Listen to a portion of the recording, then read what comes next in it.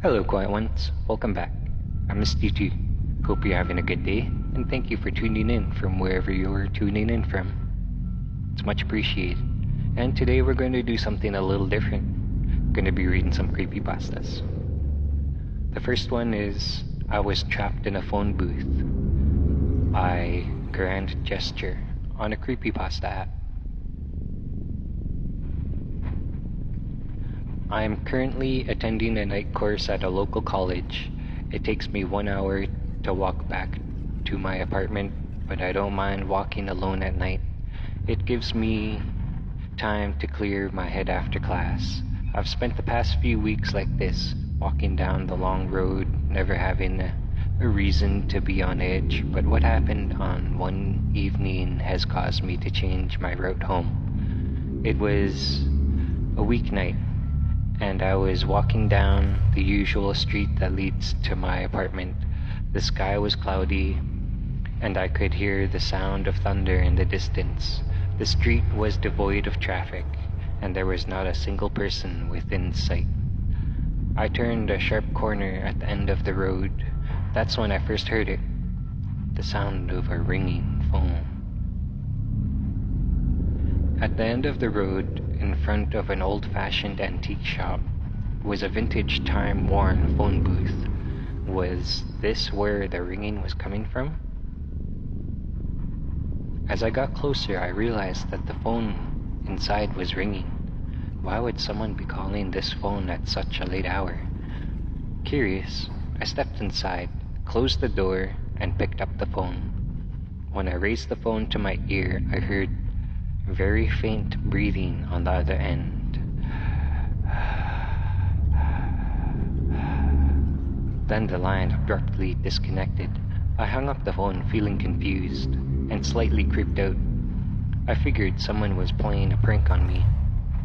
I gathered my bearings and was prepared to leave. That's when I first saw him. There was a figure in front of the antique shop. His back was to me, and he was crouched down, looking down at the pavement. He was very skinny and long-limbed, and dressed in a worn, moth-eaten beige suit. He wore an oldish brown top hat over long, slicked-back, jet-black hair. When I saw him, I was instantly unnerved, and the hairs on my arms stood up. Then I did something that I still regret. I opened the door, leaned out, and asked the man if he was all right. He didn't answer back. He remained absolutely still after what felt like an eternity. He turned around, ever so slowly. His face was shrouded in shadow, looking directly at me. Then something dreadful happened that still frightens me even now. He dropped on all fours and crawled towards the phone booth with unnatural speed. I frantically closed the door as he bashed the palms of his skeletal hands against the glass. While I desperately held the door closed, he pressed his face against the glass. His eyes were a milky white, staring right at me. His mouth was stretched in a broad, ear-to-ear smile. His teeth were very long. That's to say, if they were teeth, they were more like fangs. His skin was gray, pulled tight against his bones. I tried to scream, but no sound came out. Of course, I didn't have my cell phone. My only option was to use the phone in the booth. It took an unbearable amount of time to dial 911 due to the phone possessing a rotary dial. When I raised the phone to my ear, the other end was silent. There wasn't even a dial tone. I attempted calling several more times, to no avail.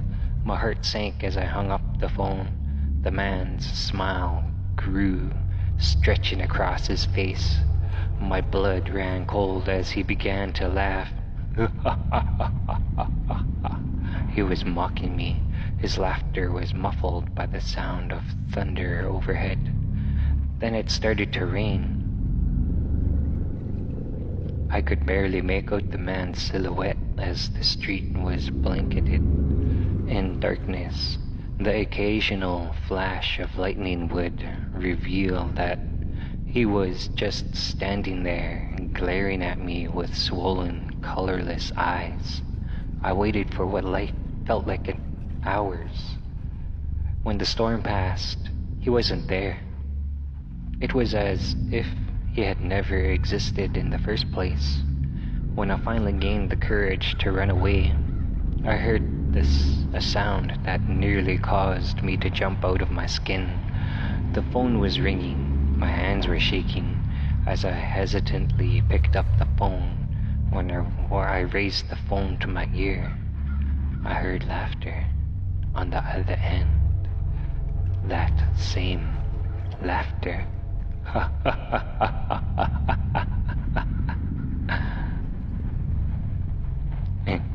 I hope you enjoyed that story. Save that one, because I thought you guys might like that one. But yeah, I hope you're enjoying your day. And have a good one, quiet ones. I'll see you in the next one. And take care.